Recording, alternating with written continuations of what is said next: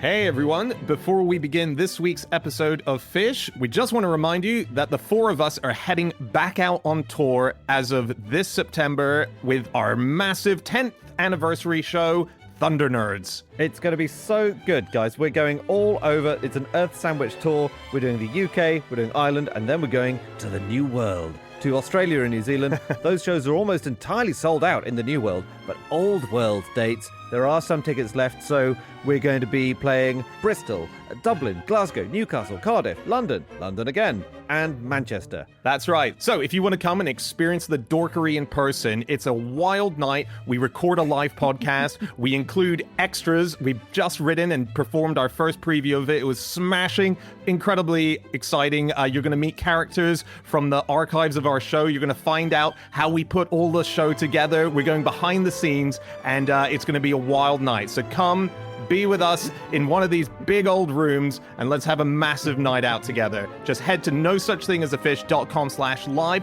You'll find the links to every single one of those shows. Buy tickets, and we'll see you there. Yes, we cannot wait. It's so much fun. nosuchthingasafish.com/live. It's the perfect thing to do, or the perfect gift to buy someone you love who likes fish and is happy to see us on stage. Cool. On with the show. Bye. Always end strong. Okay, on with the show.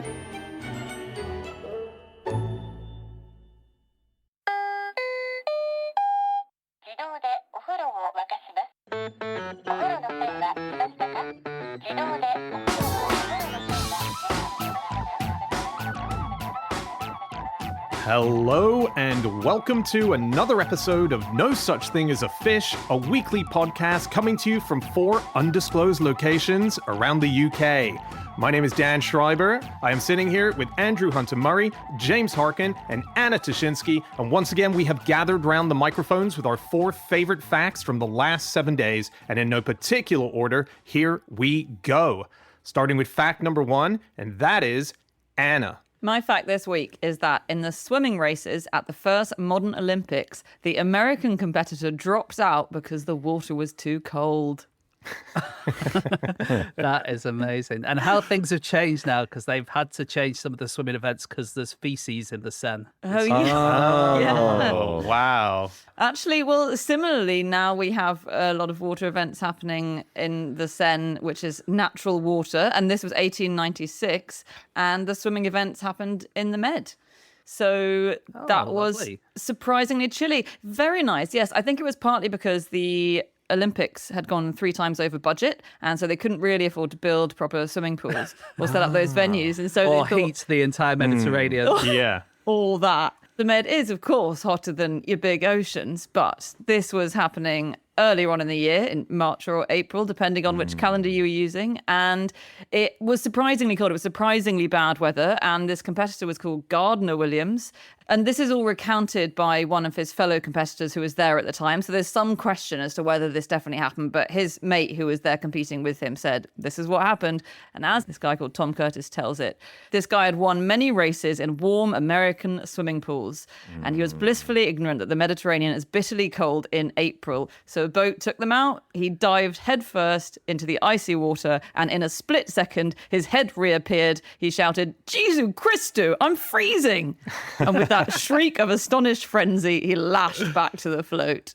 But it sounds like it wasn't even just the coldness. It sounds like the waves were crazy as hell. The winner of the match describes 12-foot waves crashing down onto him as he was swimming towards the ending. Your lanes were only shown to you via hollowed-out pumpkins that were floating in the ocean. It sounded wild. This. I think it genuinely was really cold, because the guy who won was called Alfred Hajos, I think, and he wrote of this event that the icy water almost cut into our stomachs. We called him Hajos or Hajos or Hayos. Oh, Hajos sounds actually likelier. He was Hungarian, wasn't he? Oh, there we go. Yeah. He was actually known as the Hungarian dolphin, so we could just call him that and save the pronunciation issue. Brilliant. So the Hungarian dolphin, he was also later the manager of the Hungarian football team. He learned to swim when he was 13 years old after his father had drowned in the Danube, and he decided that he should learn how to swim. And when the Olympics started, he was at the local university And he really, really struggled to get permission to leave and go to the Olympics. And in fact, when he came back with his medals, he said, the dean did not congratulate me. He said, your medals are of no interest to me, but I am eager to hear your replies in your next examination. But of course, like in those days, the Olympics wasn't that big a deal. No, it was thing. tiny, It didn't even exist. It didn't. Yeah. It's like the first. If I just went off to a made up competition, if I told you guys, oh, I'm going to be away for 3 weeks because I'm going to the global haiku slam event, We would totally believe it. yeah. But if you Google it and there was no I'd sack evidence you. of it, yeah, exactly. I don't know. I think I sort of understand it. Although, in fairness, Andy, it was in the newspapers. If you look back in the newspaper archives, you can see that in America they were reporting on it.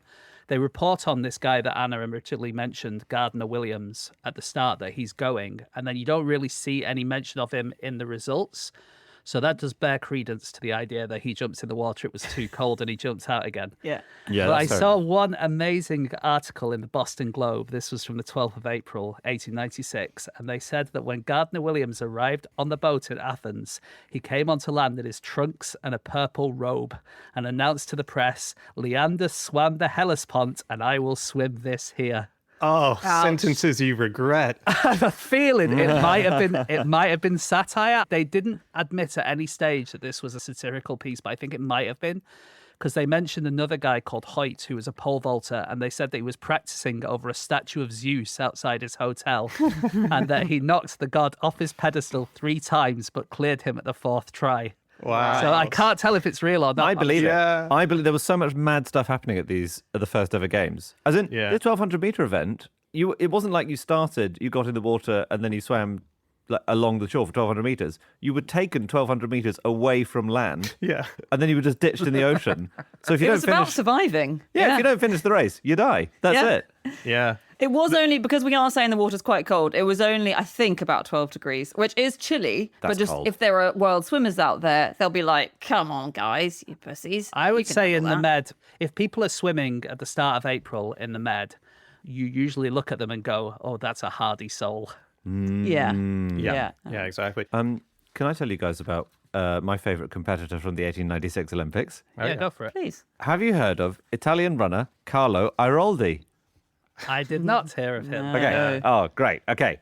So he walked to the games. He was from Milan, and they were taking place in Athens. And Okay. he was a great long distance runner, right? The previous year he'd done a 600-mile race in lots of different stages. So like, really good at long distance running. He hears about this marathon. He thinks that's a piece of piss. 26, easy. So he thinks, I'll do it. But he didn't have money for a train or a ship or whatever from Italy to Greece. So he thought, I'll just walk. I'll just walk there. And he briefly got a boat at one stage, but he did walk or run about 900 kilometers from his home to Athens, right? So what's the comedy thing that happens at the end? If you're writing this as a script. He arrives at the start line Yeah. and he's forgotten his shoes and has to go back.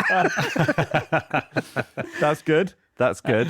They've moved the venue back to where he'd originally walked from. Yeah, it's in Milan. Yeah. Start to Milan, yeah.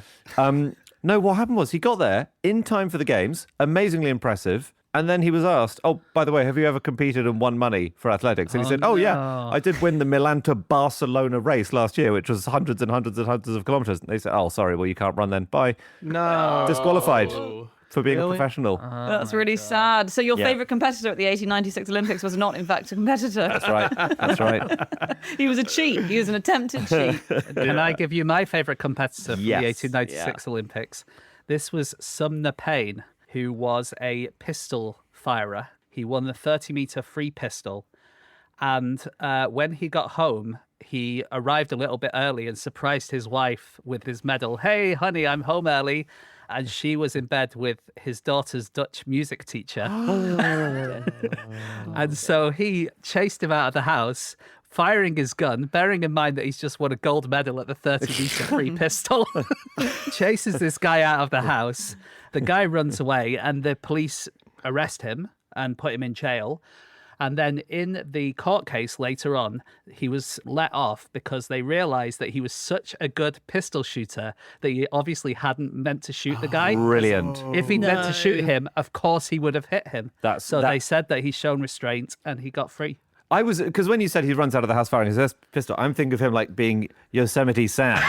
Do you know what I mean? I think there was some of that. Yeah. Sorry, that was too distracting. Sorry, what was that? So, listener, what happened there is we are recording this over the internet on a particular system. And when Andy did his Yosemite Sam shooting the guns in the air, a load of balloons came up. How do I make it happen again? I was doing my... You have to not be trying. It knows if you want it. Wow. That. Yeah, that was incredibly distracting. That was brilliant. That was I wild. think if I do a thumbs up, it makes a thumbs up on the screen. There we go. It does. Let's not do too All right, many well, of those. Andy, no, don't take your pants off. Oh, Andy. Two other things from the original Olympics that I quite like. The Greek team won gold in gymnastics, and they would not win another gold in gymnastics for 100 years. So it wasn't until the 1996 Olympics that they got their next gold. And the other thing is the hurdles, they used to jump with 2 feet over it at the same time, rather than doing that one leg and then the second leg coming really? over it. Yeah. So according to what I was reading, I haven't seen any footage. The Greeks did, I think. I think the American hurdler rocked up and saw the Greek doing that and thought, that's absolutely hilarious. You're screwed. I'm going to win this, which he did. Because the Americans were like all into like college athletics at that time, weren't they? Competing for like Harvard or Yale or whatever. Yeah. And they were like really seasoned competitors compared to some of the other people who literally just rocked up and went, oh, I might just do this then. Yeah. In fact, they were largely from, as you say, Harvard, and it was the Boston Athletics Association which was responsible for getting most of them there, which I mentioned because there's a really funny thing that was actually mentioned in this article by Tom Curtis, who was the hurdler who won gold. He said that they had a chant, which it's hard to know how it went, but I think it was BAA. Rah, rah, rah. So Boston Athletics Association. And according to him, no one in Europe had ever seen cheering in unison before. So everyone was incredibly excited by this. And King George, the king was presiding over it all, like he judged if there was a tie, he was there. King George was so excited that the Americans did this chant, and King George's aide came up to the Americans and saluted them solemnly and said, His Majesty the King requests that you, for him, will make one more that funny sound, as he wrote it. And they had to do it again. And then he gave them a celebratory breakfast the next day, at which, again, he said to the Americans, would you mind doing that funny chant you did again, please? It was so much fun. So funny. Yeah. Yeah, he was quite involved, wasn't he, the king? He decided that no one should measure any of the long jumps because he thought that, oh, that's just the kind of thing professionals do. So we don't want professionals at this. It's an amateur athletics thing.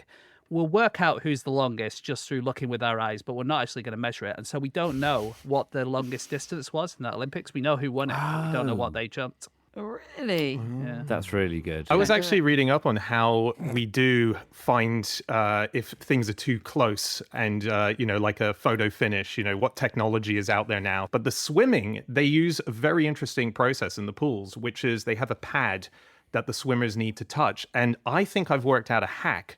Push out a wave that can move at a force of 3.3 pounds, because that is the amount of poundage that you need in order to activate the pad to make it clock the timing. Fortunately, they've worked out the Sorry, exact... Dan, just to say, Yeah. the way that swimming works is you're kind of pushing the water backwards is so that you go forwards. And if you push the water forwards and make a wave, you're actually going to be sending yourself backwards. Well, But that's fine, because then front you crawl. just stay at the back of the pool and you just concentrate all your effort on blasting away a wall of water at that pad and then relax. Or the final 10 meters, turn around and swim the other way. Yeah, that's good. Yeah, that's okay. That's Yeah. worth a try next time, Adam Peaty. But it's pretty amazing how quickly these things are logged. Yeah, the speed is extraordinary. And I think it's completely pointless because when you're coming down to those 5 margins, who cares? It's a draw. I just think if human eyes agree. can't I see agree. it, just call it a tie. I agree. If the king of Greece can't tell clearly who's ahead, it's a tie. South America was thought not to have played a part in the first Olympics until very recently, when we found evidence that they did. Chile always claimed they'd sent one It was athlete. very chilly in that water. Go on. Brilliant. Is Carry that on. your joke signifier now, Andy? That noise, just so we yeah. know it's happened. Yeah. Anything I say without that is actually meant to be taken deadly seriously. That's really good to know. Yeah. There was a Chilean guy called Luis Subercaso, and He didn't get any medals, so there's no written evidence of him being there because they didn't keep very good records. It was only if you got a medal, really. And then, I think in about 2014, apparently the forensic Chilean police force who were like facial recognizers, examined a couple of photos from the 100-meter sprint, and they confirmed using their facial recognition skills that was in fact him. Now, it was the Chilean police. What a load of nonsense. Just if you're a super recognizer, you can just say, oh yeah, that's the guy. Yeah, that's him, definitely. Yeah. It's so ripe for abuse, this system. Secondly, slow crime day in Chile, wasn't it? You caught everybody, have you? You caught every shoplifter or whatever? You've cleared your backlog back to 1896?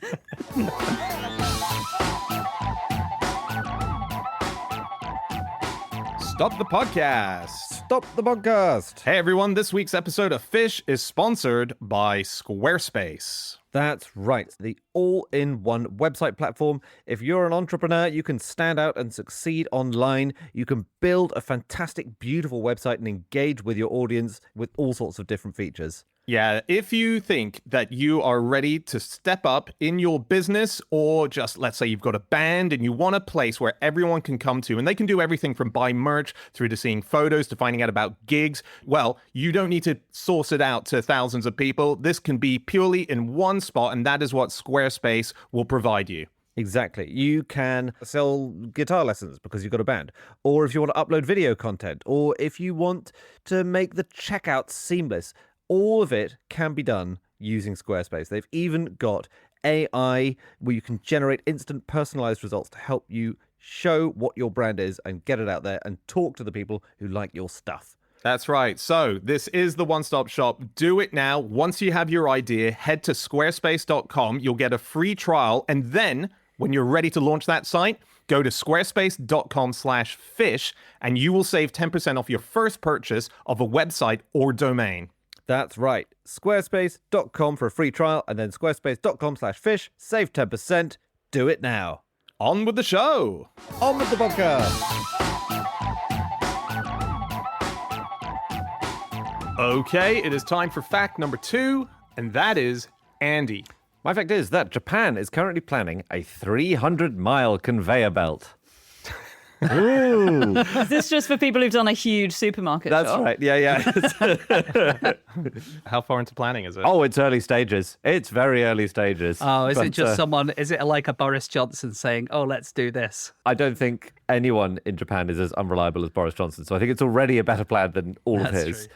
But I think it's a very ambitious plan, definitely, because I think the longest conveyor belt at the moment in the world is quite a lot shorter than this. But the idea is that it would be effectively a road linking Tokyo and Osaka, and the conveyor belts would be either along the hard shoulder of roads between these two places or in tunnels under the road, and it would be in big pallets. And it's really sensible, actually. It's not just a sort of kind of wacky plan. It's because Another difference with the Boris Johnson approach. yeah, exactly. It's because there's forecast to be a really big shortfall of drivers, Like lorry drivers. lorry drivers, haulage, and all of that. In some remote areas, it's going to be a really acute problem because lots of bits of Japan have falling populations, and it's important to be able to keep supplies going, obviously, to all bits of the country. So the idea is if you free up drivers between Tokyo and Osaka, they're free to service lots of other bits of the country. And also, it's a generally good idea to free up roads of freight because the idea, you reduce pollution on the surface, you reduce congestion, free up the roads for non-commercial travel, all sorts of things. So it is currently in the early stage. It's basically at the moment, it's a line. It's a long line on a bit of paper. Right. Is it a conveyor belt that goes back around? As in, if you miss collecting your freight at the end, does it head back to Tokyo? It's like an airport one. Yeah, exactly. You have to wait at the end, looking out for your Amazon package. Yeah. Do we know how fast it's going to go? Incredibly fast, 400 miles an hour. No, come on. No, I don't know. I don't know. Because there is a limit of how fast a conveyor belt can go, really. Practically there is, because if you put something on a conveyor belt that's going more than, let's say, 20 miles an hour, the stuff's just going to fly off. Yeah. Yeah. I was wondering if it was going to go fast enough to be worth getting on it yourself if you needed to get from Tokyo to Osaka. Yes. And probably would be, wouldn't it? That'd be incredibly I guess cool. so. The fastest conveyor belt, actually, I should say, is Can you guess how fast it goes? Miles per hour? Ooh. Is it for people? No, it's for Rhenish lignite rocks. Oh, okay, that changes my calculation. Okay, I think about 20 miles an hour. Okay. Miles. 50. Any advance? 50. 50? Yeah. 50 miles an hour. It's going to be a lot, isn't it? Otherwise, he wouldn't have asked. Dan, is it somewhere in between, or are you going to go massively high or massively low? 400. No, so I think it's got to be lower. I think lower than Andy's. I would say 15. It's 33 miles per hour. Wow. 50 meters per second. And yeah, again, the reason that it can't go faster, presumably you could in theory make it go faster, but if you put the rocks on, they're just going to fly off. Yeah, how are you going to collect your sushi off that belt when you're sitting down for a meal? Yeah, Sushi's breaking your teeth. I think the longest one so far is about 100 kilometers. It's about 60 miles, and it's in the Western Sahara. Yeah. And it's Well, transporting- controversial, Andy. Ooh, great. Can I just say? Okay.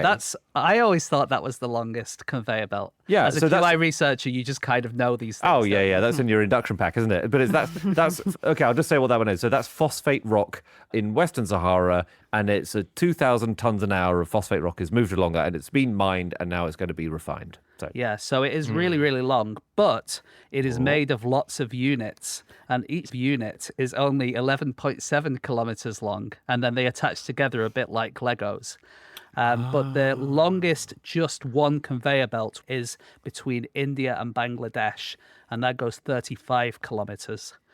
And it was the only man-made structure built after partition that links Bangladesh and India. Wow. The economists tried to follow it, and what they do is they followed this conveyor belt, followed it, and then got to within like a few hundred meters of the border, and the soldiers went, nope. So actually, no human can go that way. You'd have to put yourself in a box if you ever wanted to make that journey. Yeah. or a cake. Big cake. It's not used for that. I think that's going to stand out amongst whatever they're transporting from the mine. So it's like lignite rock, giant birthday cake, lignite rock. Oh, Wait, hang on, go back to. No, you just say, oh, someone down the other end of the line's having a birthday. That's nice. Well, you had to do an emergency stop on it, and Andy just flung out of the cake. Fully naked. Oh, dear. So, Andy, is yours a continuous conveyor belt then, or should we alter your fact to Mine planning a non-existent. 3-mile long conveyor belt? I don't think the Japanese system will be one belt. So it'll be a system, won't it? I think as long as it doesn't have to dismount and then be remounted by a human, I would allow it. Okay, nice. Yeah. Okay. Well, That. there's a pitch for one in Britain. There's the firm called Magway who want to do the same kind of thing. It will be around London, and it's on magnetic surfboards. So I think this would be floating parcels delivered around London. Don't put water on it. That's a mogwai joke. Oh, that's good. Oh, yeah. And it can't carry anything after midnight. And Isn't that a Cinderella thing? it's also a Gremlins thing. Okay, cool. The swimming at the Athens Olympics had to happen after midnight because previously all the coaches were floating in the water. God. That was laboured. James, do you want to borrow my Never joke seen noise for laboured. that? What was it again? So I was learning a bit about conveyor belt terminology because I'm sure, as we all have, we've all spent a long time today on websites that sell conveyor belts. And do you know what the most important bit of a conveyor belt is called? The rubber? The belt? Rubber bit. Belt. It's actually it's not the rubber bit. It's the bit under the rubber, which is made of interwoven fabric, which is responsible for the tension and the weight carrying, and it's called the carcass. Oh, lovely. Ooh. That's good. Those conveyor belt websites, they all do nick from each other, don't they? The history of the conveyor belt has been really copied and pasted quite a few times. Has It it? has, Yeah. but I have. I think I can tell you the original source, and it is the most important history of conveyor belts ever written. It's called Belt Conveyors and Belt Elevators. It's by a guy called Fred Hetzel, written in 1922. Okay. And Okay. a lot of these copy things seem to come from him. So I think 1795 is often cited as the first modern conveyor belt by a guy called Oliver Evans, who did it for his flour mills to transport flour around. And Evans also invented the first ever car in America, but by accident. How? Okay. It's How do you always do by that? accident. All inventions are always, he was carrying the ingredients of a car and then he tripped over and they fell Assembled themselves on the conveyor belt. Yeah, and it just drove him the rest of the way. Wow. Well, it's this one I've just used by accident quite loosely. It was called the Oructor Amphibulos, and it was also the first amphibious vehicle in the world. It was a huge steam-powered machine that is supposed to dredge stuff from the bottom of water. He built it in his warehouse, but then he had to transport it to the river in Philadelphia in order to show it off and do the dredging. So to transport it, he attached 4 wheels, and he rigged up the wheels to the steam mechanism for the dredging, and he drove it through Philadelphia. And there, by accident, he's made the first car, hasn't he? Very quite cool. Very cool. That's quite cool. Power car. Is it Thomas Robbins Jr. who is largely credited with the sort of the modern conveyor belt that we use these days? He supplied his conveyor belts to people like Thomas Edison to use in his factories and so on. And he also was the first, I believe, to use vulcanized rubber. And there's quite a nice link because Thomas Robbins Jr., his granddaughter, Louisa Robbins, married Austin Goodyear, which must have been a powerhouse couple. Yeah. It's like a royal family of vulcanized rubber and conveyor belting. Wow. Have you heard of the Trottoir Roulant Rapide? This was at the Montparnasse Bienvenue station. It was a high-speed walkway. You know those ones you get at airports? Oh, yeah. Yep. They go really slowly, don't they? I think we can all agree. Oh, love them. Sure, we all love them, but they could be gingered up a bit. Are you the kind of person who just gets on them and then just stands there with all of your luggage just blocking the way so none of us people can walk on them? No, but I had an accidental layover in Abu Dhabi and I thought there was going to be full of stuff for the kids. There was nothing. It all had shut since COVID. And we spent, no joke, 4 hours running on the travelators back and forth to tire out the kids. Well, Dan, you would have loved the Trottoir Roulant Rapide at Montparnasse Bienvenue because it was fast. It went at 7.5 miles an hour, that's jogging speed, I'd say. Basically, it was so dangerous, it had to have bouncers at the beginning saying, no, you are not ready for the Trottoir Roulant Rapide. It's too much for you. Wow. Go away. There was an acceleration zone at the beginning and then a deceleration zone at the end. And it did 9 years in service, but there were so many accidents. Hang on a second. I have a question. Yeah. If you're on a travelator that's shared by lots of other people, how does it accelerate you at the start without accelerating everyone else along the way? Great question. I think it might have been a belt that gets you up to a few miles an hour already, and then the next zone is going a few miles an hour faster than that first zone. A separate You belt. see what I mean? So you don't Nice. just step onto a thing going at jogging speed because that would be a bit mad. Yeah. I think we've said that in the past, that this was an idea that was put about in America when they first invented conveyor belts. Yeah, which is, Yeah, the walkways. the moving walkways where you would like step on one which was 2 miles an hour and then step onto one that was 4 miles an hour, then on one that's 8 miles an hour, and before you know it, you're going at 60 miles an hour on a walkway. Yeah. But here's the thing, your one, Andy, with the acceleration speed is assuming that you're just standing still, and that is the 7 mile an hour speed that you're going at. But as we experienced in Abu Dhabi, when you run on these things, the speed that you get when you're running. So I wonder what speed you could get on a 7 mile an hour travelator. Wow. Well, it would be your normal speed Your- plus 7. Plus 7 miles an hour. So what's my normal speed, I guess, is the big question. Yeah. I mean, the sky's the limit, depending on how good you are at running. I don't think the sky is the limit. Well, I don't think you can run infinitely fast just as long as you keep trying. How did conveyor belts really change the world, would you say? supermarkets. I think No, before that. Like industry, big industrial Yeah. plants, really. Yeah, They're exactly. crucial in all of those, aren't they? Assembly lines, basically, isn't Yeah. it? Yeah. You know, it's like the idea was, let's say you're making a car, you're Ford. What would happen is you'd have your carcass of a car just sort of hanging up. And then if you're the guy who does the left wheel, you'd have to go over to the car and attach the left wheel. And then the guy who puts the windscreen wipers on would have to walk over and do that. But if you have a conveyor belt, then the carcass can move along and everyone can just stand there and do their thing. And then by Nice. the time it gets to the end of the conveyor belt, it's done. So Ford was the first place to really do that. And that was why they became so massive. And originally, the conveyor belt was pulled by a rope. So you would have a person on the end and they would be pulling the car along while everyone was doing their thing. And the really interesting thing is that the idea came to them from a slaughterhouse. So one of the guys who was working at Ford visited a slaughterhouse in Chicago, and they had a thing called a disassembly line, where someone would get an actual carcass and pull it along on a rope, and then the first person would take out the heart, and then the next person would pull off the legs. And they would take all the bits of the carcass off to be used. And this was their system. And then Ford thought, well, what if instead of taking bits off the carcass, we put bits onto the carcass? And that's why it's called a car. Is that? We're all dancing around it. Conveyor belts are responsible for naming one of the big American products out there. Literally, the conveyor belt suggested the name. Really? Yeah, and that is Hershey's Kisses chocolate. Oh, yeah. And it was when they were manufacturing it, the sound that the motion of the machine made when it plopped the chocolate onto the conveyor belt, it sounded like a little kiss. And so they thought, oh, these are kisses that are coming out. And so they became Hershey's Kisses. So yeah, it was good. literally It's suggestedly named. It's better than Hershey's Plops. Because if it's... But also, it's like the little tube comes down, doesn't it? And it goes very close to the conveyor belt and then drops it off and pulls up again. So it's like it's kissing the conveyor belt. Okay. Which is not like plopping. No. Sounds like it's still, they must have had a wet conveyor belt. Oh, I'm I not just sure about don't- this. I'd never heard a conveyor belt make a kissing sound. Hershey's Gentle Wet Plops. We've all had American chocolate.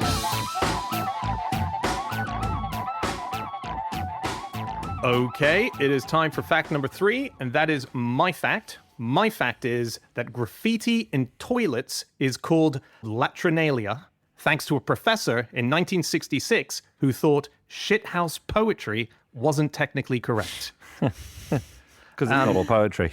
It did seem to be, I did like this fact because it did seem to be that his objection was just that it wasn't technically correct, right? Yeah, that's all it was. He was an American folklorist called Alan Dunds. And it was a fine term, but he just thought it's not all poetry, you know. So he wrote, by the way, this paper, which is called Here I Sit.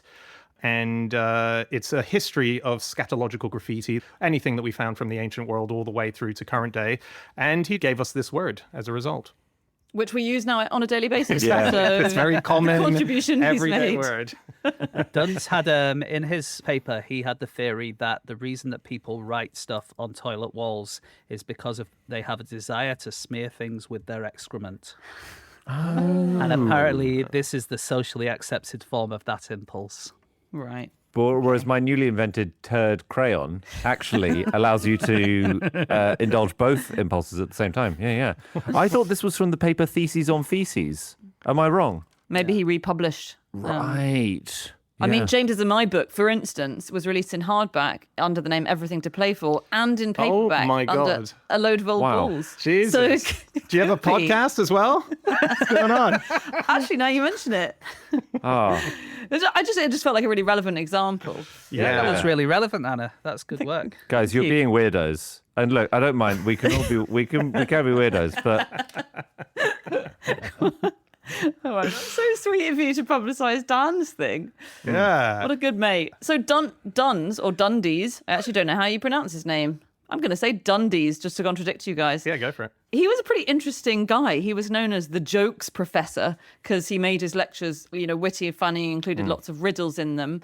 And he wrote some seriously controversial stuff, like a thing about how the German national character is inextricably bound up with anal erotic fixation, which made him contentious. In He had Germany, this- I imagine. yeah. I think largely in Germany, yes, some of them objected, some of them loved it. Fortunately, he only wrote it on the back of a toilet cubicle.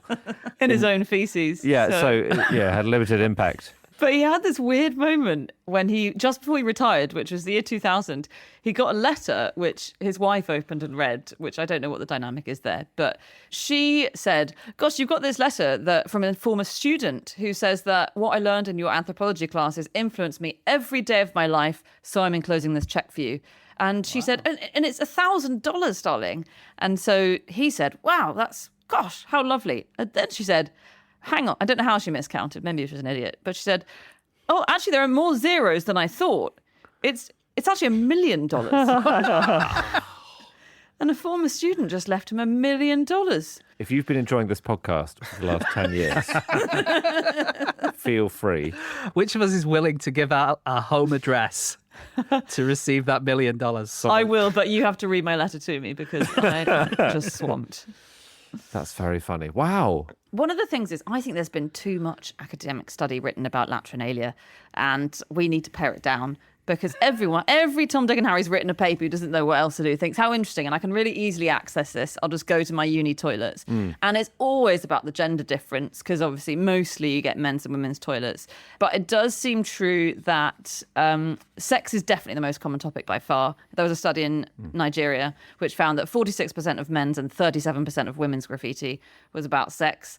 And women have more insults, but are also more supportive. Yeah, there was a study that was done in 2016 by a guy called Scott Kelly, who works in advertising, and he just got curious about it. And he had people going into toilets all over London, I think 100 toilets, and he asked both men and women to report back on what they found.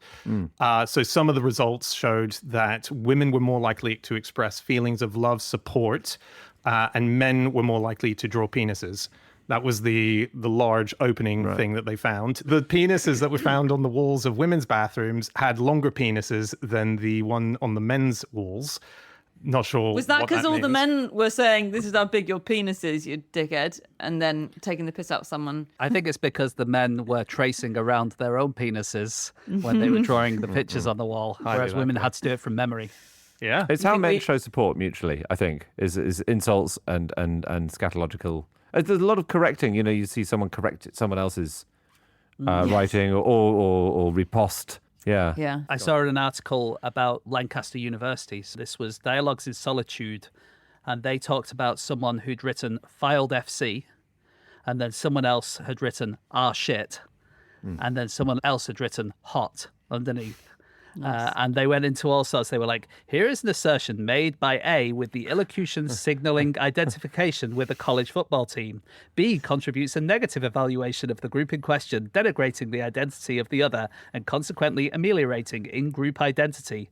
There is then support for A by C, shifting this negative evaluation by the addition of hot, which changes shit into an intensifier in shit hot. If anything proves my complaint about academics wasting their time and ours, it is that. It is remarkable, isn't it? I mean, Come literally. on. Just get a life. If that's been done with public money, I'm a little bit vexed about that. The entry for dictionary in the 1911 Encyclopedia Britannica was written by a guy called Alan Walker Reed, and he was also very big in latrinalia. He wrote a book where he went around the western United States picking up graffiti from toilet walls, but he had to publish it privately in Paris because no publisher would take it because it was so filthy. Oh, wow. Trust the Parisians. Isn't that amazing? And even then, they only made 75 copies. And there was a disclaimer on the front page saying this should be restricted to students of linguistics. Wow. So funny. Wow, Paris was the place, because wasn't it Paris that printed Ulysses as well? Ulysses, yeah. It was the place to go if you had something filthy that you wanted Lady to print. Chatterley's Lover? Did that have to be printed in France and then shipped over? Maybe. I think so. I think you might be right. I remember. Wow. Paris actually, I think, had the first public urinals in public, as it were. Like the ones we have that raise up the street now yeah. that you can do in London. I think, because I was reading about them, because obviously, this is about public toilets generally. And there was an early 19th century prefect of the city called Rambuteau who ordered them. Sorry, like at private schools? Yeah, he wasn't head boy, but people still liked him. Just go around telling other Parisians to do up their cravats neatly. Yeah, exactly. Sorry, so go on. Rambuteau, the prefect, ordered the construction of these things because people were weighing on the streets too much. And it's just so interesting that immediately it gives privacy to people to transgress, and being gay was not legal then. And so that sort of gave an opportunity to be gay in private. And by 1862, police were recording the locations of all the glory holes in the public toilets that had been made. They were keeping a record. So that's, again, I didn't know glory holes went back that far, but I that's good to remember, know. probably said it on here, but the oldest glory hole in Australia is in Perth Museum. Really? And it's like, yeah. As in brought in? Or that's where it was? Was it just... No, it was found in a public toilet and they brought it and put it into the collection. Oh, wow. Just the hole?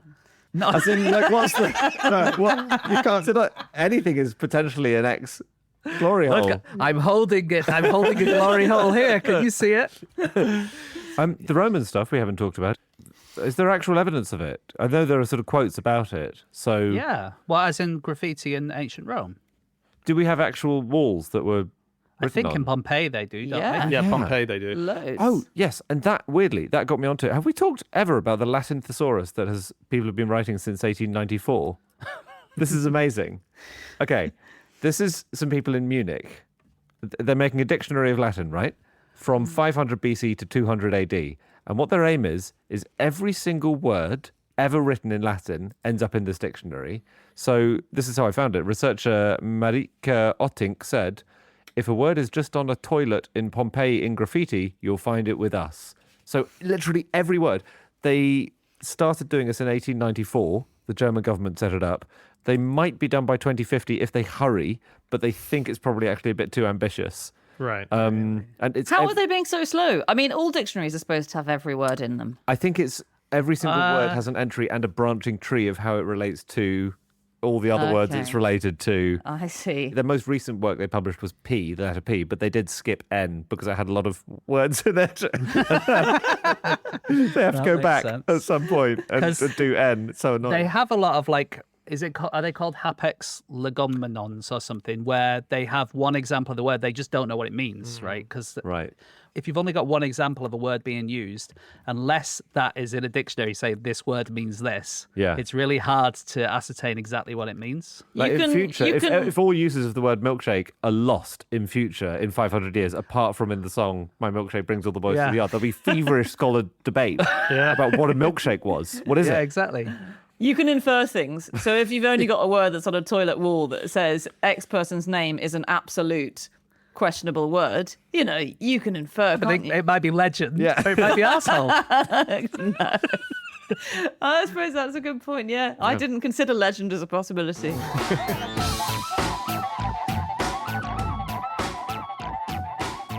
Okay, it is time for our final fact of the show, and that is James.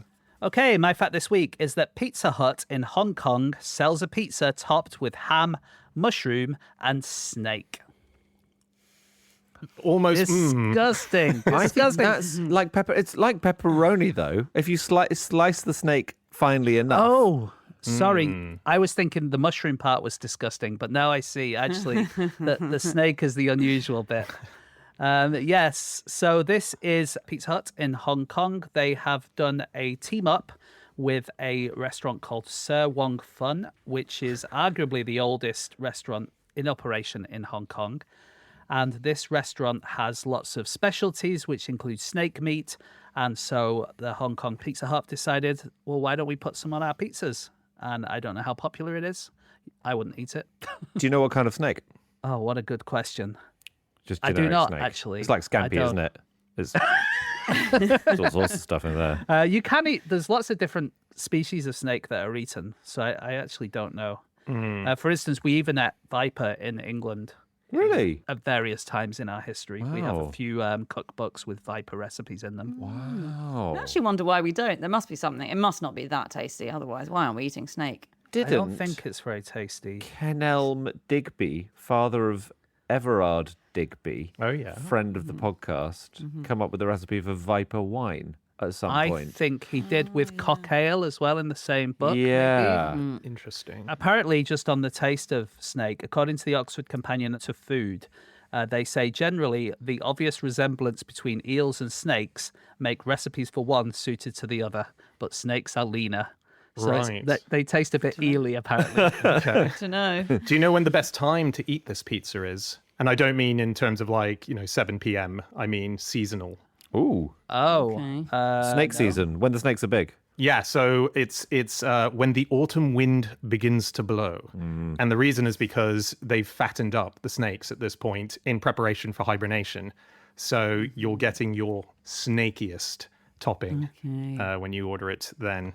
Full of fat. Pizza Hut are very good at this kind of regional specializing, aren't they?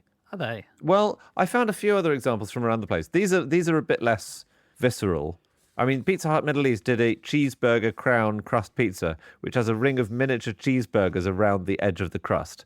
Sounds great. Fine. Well, all right. How do you think about this one, James? Pizza Hut Malaysia, which offered a kind of squirting crust. Okay. Isn't that a stuffed crust that you've squeezed? What's it squirting?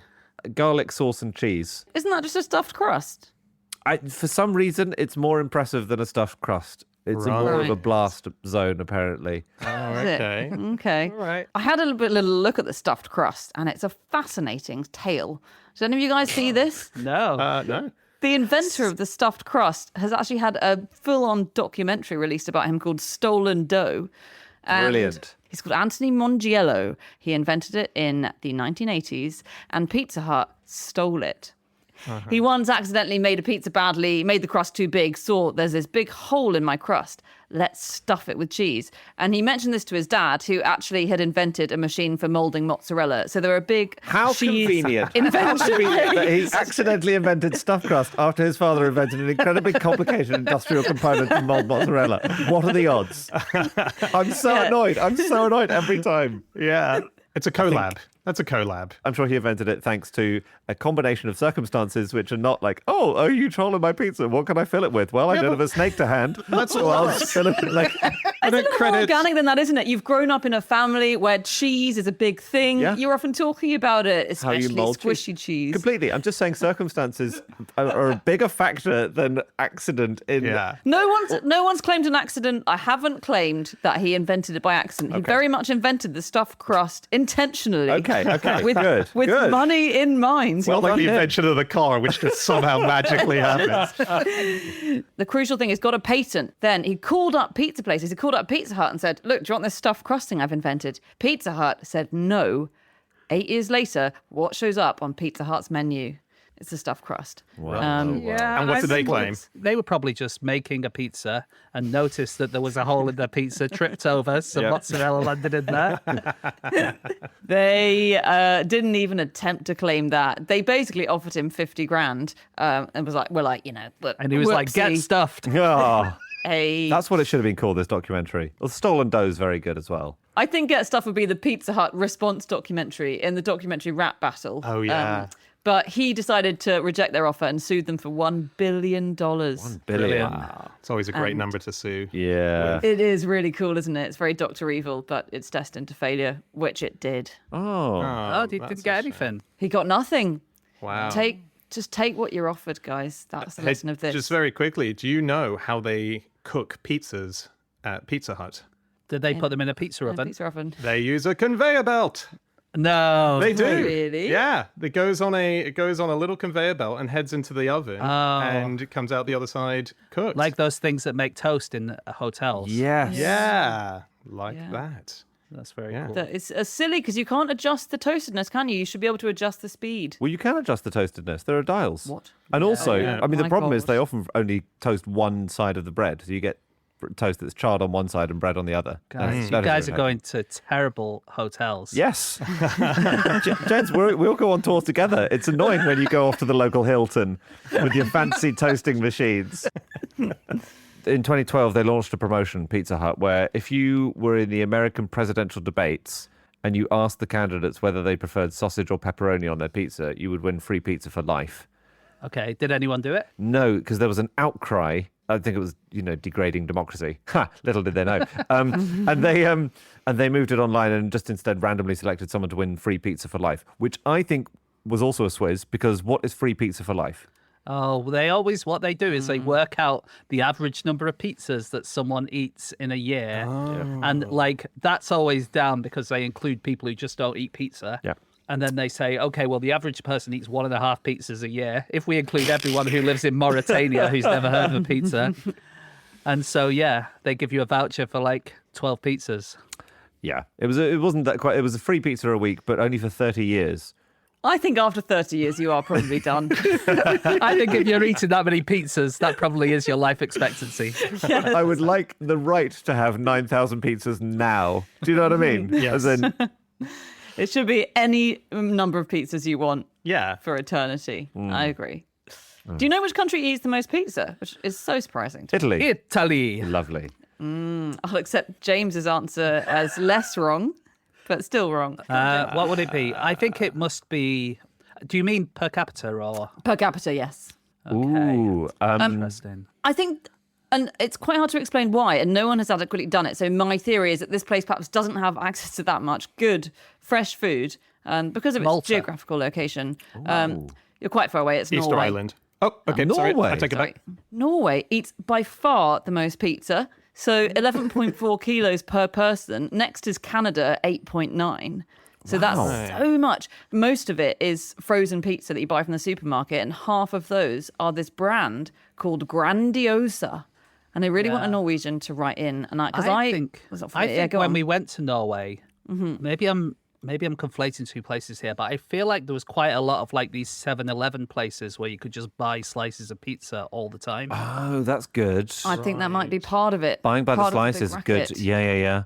Yeah. That makes sense. Is it good pizza that they're... No. I think it's not. I think they like it to the extent that when the company that makes Grandiosa, which is called Staburet, when they produced a pizza-themed song called Respect for Grandiosa in 2006, it was at the top of the country's music charts for 8 weeks.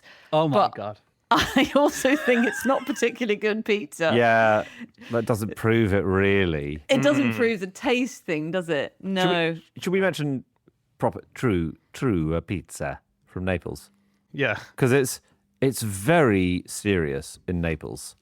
So there is the Associazione Verace Pizza Napoletana, and this was set up in 1984 by the 17 most eminent pizza clans in Naples. So Sound rough on the 18th most eminent. I know. Start. And there's a guide to Neapolitan pizza, what it needs to be to become accredited. So even if you're anywhere around the world, you can make a proper Neapolitan pizza, but you have to adhere to this guide. It's 27 pages long, and it's incredibly strict about the kind of things you need. What is it? Is it like just like literally cheese, tomato, and basil or something? There are lots of rules about the dough and the scorch marks and that kind of stuff. And this dimensions, like maximum dimension is 35 centimeters across. All of this stuff. Even they claim that even Roman and Sicilian pizzas are just sort of bastardized focaccias. I mean, they're very proud of it.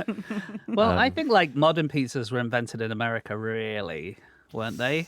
Because like basically what happened was Italian immigrants or immigrants to America had this thing called tomato pie, which is basically like a pizza, but the cheese would go on the bottom and the tomato would go on the top. What? And then they kind of, over the years, especially in New York, they kind of added toppings and they swapped the cheese and the tomato around and they created what we would now know as a pizza. Oh, sorry. I thought you meant the cheese went on like the underside and the tomato went on the top side.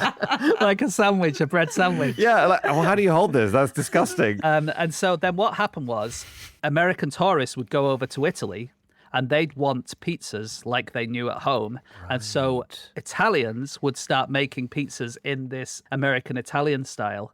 And so that's why now, even in Italy, most of the pizzas will be this kind of modern style of pizza. That's very interesting. You know what's so weird? You mentioned New York. It wasn't until September 20th, 1944, that pizza got its first proper mention in a newspaper. And even more exciting, the article uses what they say is the rare use of the plural of pizza, which is pizza. Pizza. Ooh. Yeah. Nice for you, James. Yeah, we'll do that from now on. Pizza. I did find another mention in from 1935 from New York. Yes. About a pizza restaurant, describing it excitedly as this new invention. Yeah, so I think it might have come up a little bit, but it was like a calzone. I think it was stuffed, which I think they often were at this time, and it said that pizza is best served as a side to roast beef. How interesting! Lovely. Because calzone used to mean sausage wrapped in a tube of dough was a calzone. What, like a toad in the hole? Well, like a sausage roll, basically. Oh, yeah. And then eventually it became a folded over pizza, but really a true calzone should be just a sausage roll. Sausage stuffed crust. That's interesting. And the word pizza originally was pita, like pita bread. Oh. And it gets the name from the old word for pitch, like a pine pitch that you might paint onto a ship so that it doesn't, so that it's waterproof. And is that because you're painting the tomato pitch onto the nice. the boat, which is the pizza in this instance? No, it's because when you paint pitch onto wood, it kind of comes into layers, and quite a lot of breads and cakes are quite layered. And so you have in lots of different languages, you have pitch cakes and pitch breads. in the Middle East, it became pitta, and then that came to Italy, and they called it pizza. That's great. See. The 2024 World Dominoes Championship, Is this Are we Domino's talking Pizza? pizzas? so the game Dominoes, is sponsored by Pizza Hut. Pizza Hut. No, Was it? Yep. Is it? And they've That's run, brilliant. they've run adverts. People who like Dominoes love Pizza Hut. That's so Very good. clever. That's Very clever. stunning. Dominoes Very is serious. Okay, that is it. That is all of our facts. Thank you so much for listening. If you'd like to get in contact with any of us about the things that we have said over the course of this show, we can be found on our various social media accounts. I'm on @Schreiberland on Instagram. Andy? At Andrew Hunter M. I am also on Twitter, like Andy's Andrew Hunter M, and my Twitter is at James Harkin. Yeah, and Anna, where can they get to us as a group generally? You can go on Twitter to @NoSuchThing or Instagram to @NoSuchThingAsAFish, or you can email podcast@qi.com. Yep, or you can go to our website, nosuchthingasafish.com. All of our previous episodes are up there, so do check them out. You can also get access to Club Fish, the secret members club, where we put up bonus episodes. And you can get access to the Discord as well, where lots of the Fish listeners get together, chat about episodes, random things, make friendships. It's a great place to be, so do check it out. And of course, you can find on our website our tour dates. We are on the road in September through to November. We are going to be going all over the UK. We're going to Europe. We're going to be going to Australia and New Zealand. So do check out if we're coming to a city near you. Get your ticket, and we'll hopefully see some of you there. Otherwise, just come back next week because we will be back for another episode, and we'll see you then. Goodbye.